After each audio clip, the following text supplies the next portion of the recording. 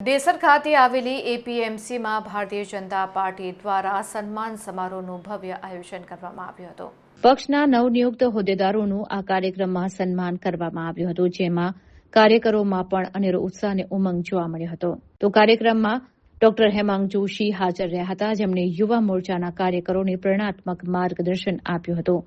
આ ઉપરાંત જિલ્લા પ્રમુખ ડોક્ટર બીજે બ્રહ્મભટ્ટ સહિત પક્ષના અગ્રણીઓએ હાજરી આપી કાર્યક્રમને ગૌરવ અપાવ્યું હતું।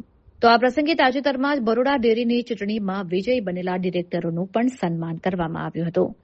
ખાસ કરીને સુરપાલસિંહ પરમાર, રામસિંહ વાઘેલા કેન્દ્ર સ્થાને રહ્યા હતા અને તેમની જીતને કાર્યકરો દ્વારા ઉષ્માભેર વધાવી લેવામાં આવી હતી। કાર્યક્રમમાં કેતન ઇનામદાર ઉપસ્થિત રહ્યા હતા। તેમણે પોતાના સંબોધનમાં પક્ષની નીતિઓ અને વિકાસ કાર્યો પર પ્રકાશ પાડતા કાર્યકરોને વધુ સક્રિય બનવા માટે આહવાન કર્યું હતું।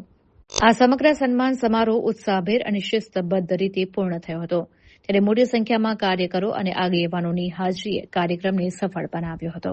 એપીએમસી ખાતે સાવલી અને દેસરના નવનિયુક્ત ડિરેક્ટરનો અભિવાદન સમારોહ રાખવામાં આવેલ છે।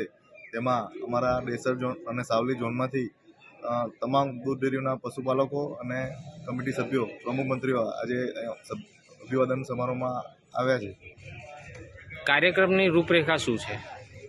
કાર્યક્રમની રૂપરેખામાં અમારા સંગઠનની ટીમ, ભારતીય જનતા પાર્ટીની પૂરી ટીમ આજે અહીંયા અમારું અભિવાદન કરવા માટે આવવાની છે અને દેસર તાલુકાના અમારા મતદારો એ પણ અહીંયા ઉપસ્થિત રહેવાના છે।